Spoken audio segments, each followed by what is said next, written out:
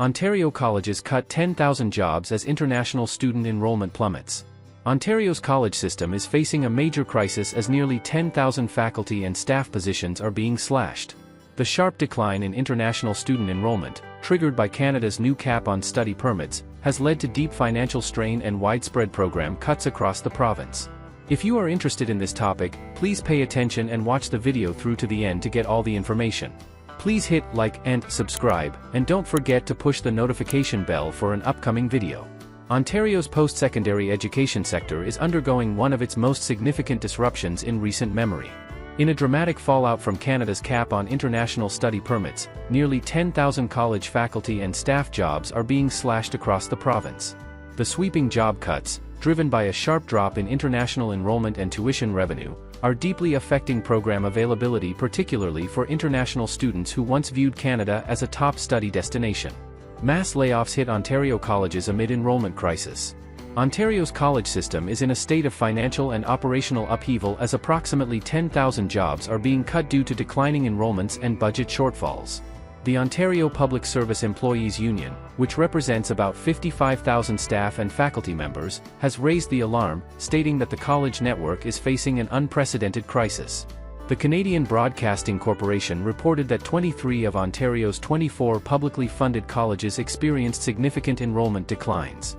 19 of these colleges have already enacted or are planning staff reductions, amounting to over 8,000 layoffs as of June 2025. With some colleges yet to submit complete data, the total number of job losses is expected to reach around 10,000. Federal study permit cap sparks 48% enrollment drop.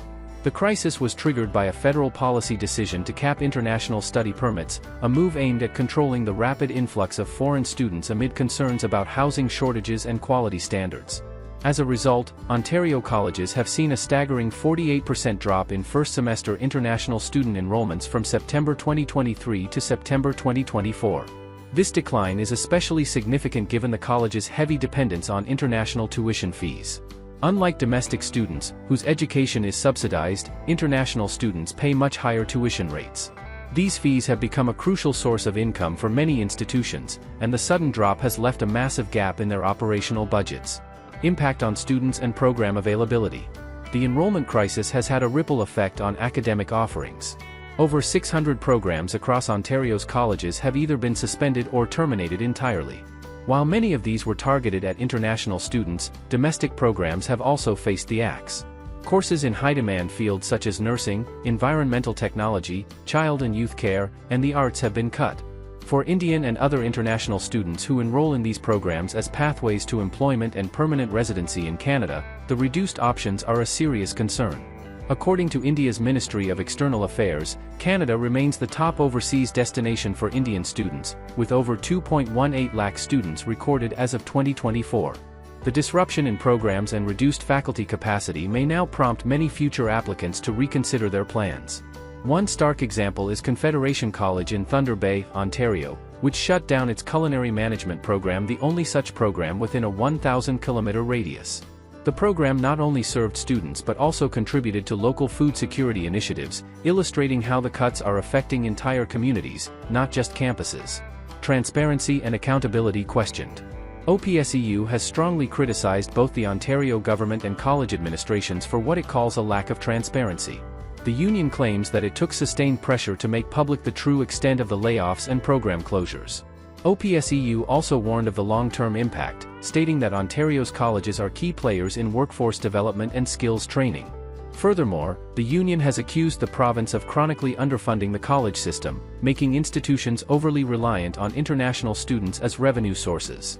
This structural vulnerability has now been exposed by the federal cap, leading to a cascade of financial and operational challenges. Government and colleges respond. The Ministry of Colleges and Universities has rejected OPSEU's claims, describing them as baseless. A spokesperson for Minister Nolan Quinn stated that the province has injected over $2 billion in new funding into post-secondary education in the past 14 months, on top of its $5 billion annual allocation. The ministry did acknowledge, however, that difficult decisions are being made as institutions adapt to changes in federal immigration policy. The College Employer Council, representing college administrations, confirmed that approximately 10,000 layoffs are being implemented, equivalent to 17% of college staffing. While this is significant, the CEC noted that it is still lower than the 45% drop in student enrollment. What this means for international students. For international students, especially from countries like India, the crisis introduces several new hurdles. The reduction in faculty and support staff could mean larger class sizes, less personalized learning, fewer elective or specialized courses, and longer wait times for student services. These changes undermine the quality of education, one of the primary reasons international students choose to study in Canada. With fewer program options and limited resources, students may be forced to compromise on their academic goals or delay graduation. The road ahead, an uncertain future. Ontario's college system is at a crossroads. As the province, institutions, and unions debate over causes and responsibilities, the students, particularly international ones, are left facing a more unstable and unpredictable academic environment. While the government insists that funding support has increased and colleges assert they're doing their best under the circumstances, the numbers paint a stark picture: fewer students, fewer faculty, and fewer programs. As Ontario's colleges grapple with funding shortfalls and shrinking enrollments, the future of international education in Canada hangs in the balance. Without swift policy and funding reforms, the ripple effects may continue to impact students, educators, and communities across the province. That is all for today, in this video. What are your thoughts on this? Please let us know in the comments section below. Thanks for watching the entire video. Hopefully, the information is useful to you. See you later, in the next video. Till then, take care.